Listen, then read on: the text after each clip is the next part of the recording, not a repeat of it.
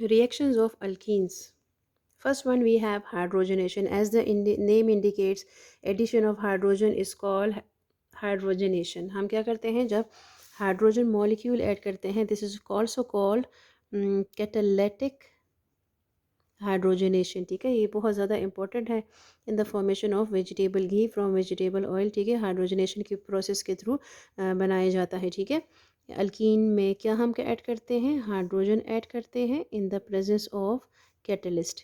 Catalyst में बी nickel, जिसको हम कहते हैं Raney nickel. Why it is called Raney nickel? Because Raney ने डेवलप किया था थ्रू रेने प्रोसेस. और प्लाटिनम एंड पैलेडियम, अगर प्लाटिनम एंड पैलेडियम यूज़ करेंगे एज ए कैटलिस्ट तो रूम टेम्परेचर पे ही रिएक्शन हो जाएगा, हाइड्रोजनेशन हो जाएगी और हमारे पास क्या बनेगा, अल्केन. बेसिकली ये हमारे पास हाइड्रोजनेशन ऑफ अल्कीन से क्या बनते हैं, अल्केन्स. तो हम इसको अल्केन की एक प्रिपरेशन भी लिख सकते हैं. Plus it is exothermic, a large amount of energy is also released. कहते हैं रिएक्शन एक्सोथर्मिक है. It does not take place with the use of catalyst even at 200 degree centigrade. This is because the energy of activation of reaction is very high due to the large bond dissociation energy of the hydrogen molecule. ये क्यों? Because यहाँ पे कहते हैं hydrogen molecule की bond dissociation बहुत ज़्यादा है. इस वजह से ये एक्सोथर्मिक तो है लेकिन एंडोथर्मिक भी है. एंडोथर्मिक मीन्स कि रिएक्शन को इनिशिएट करने के लिए हमने इसको काफ़ी हीट प्रोवाइड करनी होगी in order to break this bond between two hydrogen atoms, क्योंकि इन्होंने यहाँ यहाँ आके ऐड होना है. इस वजह से ये विदाउट यूजिंग कैटलिस्ट पॉसिबल नहीं है. So the role of catalyst is to lower the activation energy. ठीक है, इसकी एक्टिवेशन एनर्जी है. तो रोल ऑफ कैटलिस्ट क्या होता है कि एक्टिवेशन एनर्जी इसको कहते हैं, इस बैरियर को बिटवीन रिएक्टेंट एंड प्रोडक्ट. ठीक है, तो एक्टिव यूज़ ऑफ कैटलिस्ट से क्या होता है, ये बैरियर कम हो जाता है. एक्टिवेशन एनर्जी क्या हो जाती है, कम हो जाती है. कम हीट पे भी रिएक्शन एक्टिवेट हो जाता है. Most commonly use catalyst platinum है, हमारे पास पैलेडियम है, निकल है. फाइनली डिवाइडेड फॉर्म है जो to form a large surface area. अच्छा, ये फाइनली डिवाइडेड का मतलब क्या है? ठीक है, फाइनली डिवाइडेड मीन्स कि हम ये कैटलिस्ट क्या करते हैं, पाउडर फॉर्म में लेते हैं. क्यों पाउडर फॉर्म में लेते हैं? ताकि उसका सरफेस एरिया क्या हो, ज़्यादा होगा. सरफेस एरिया ज़्यादा होगा तो ज़्यादा से ज़्यादा सबस्ट्रेट आके यहाँ पे एड्जॉर्ब होके रिएक्शन उतनी ही तेज़ी से होगा, उतना ही फास्ट होगा. ठीक है, जिस तरह मैंने आपको पहले भी एग्जांपल ली थी, आप छोटा सा कोयला ले लें, छोटा सा कोयला नहीं, एक बड़ा सा लंप ले ले कोयले का, उसको जला ले और फिर इसके मुकाबले में इसी तरह एक और लंप ले ले और आप इसको क्या कर लें, पाउडर कर लें, क्रश कर लें, फिर इसको जलाएं. कौन सा ज़्यादा अच्छी तरह जलेगा? ये वाला ज़्यादा अच्छी तरह जलेगा जिसको हमने पाउडर फॉर्म में किया हुआ है. क्यों? बिकॉज ज़्यादा से ज़्यादा ऑक्सीजन मॉलिक्यूल इन कॉन्टेक्ट आ रहे हैं, ज़्यादा से ज़्यादा कार्बन एटम्स के.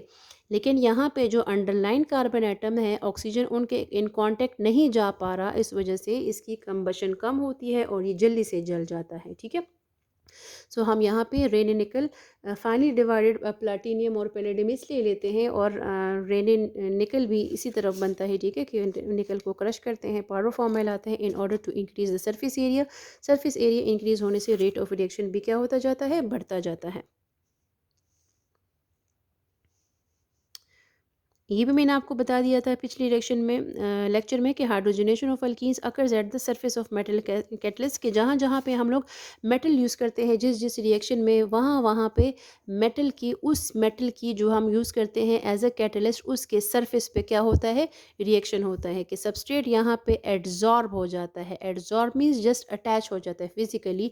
दो रिएक्टेंट्स आके रिएक्ट करके प्रोडक्ट बना लेते हैं और यही प्रोडक्ट फिर क्या हो जाता है, डिटैच हो जाता है और हमारे पास कैटलिस्ट या metals it remains the same at the end of reaction.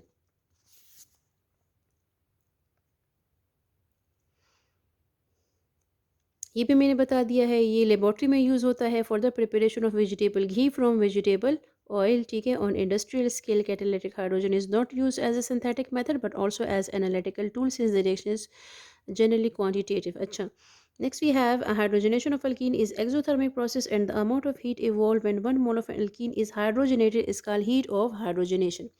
ये जो हीट ऑफ हाइड्रोजनेशन है ना, ये डिफरेंट आइसोमेरिक अल्कीन्स की हमें स्टेबिलिटी भी बताता है. कौन कौन सी की यहाँ पे एग्जांपल है हमारे पास? एक एग्जांपल है 1 ब्यूटीन,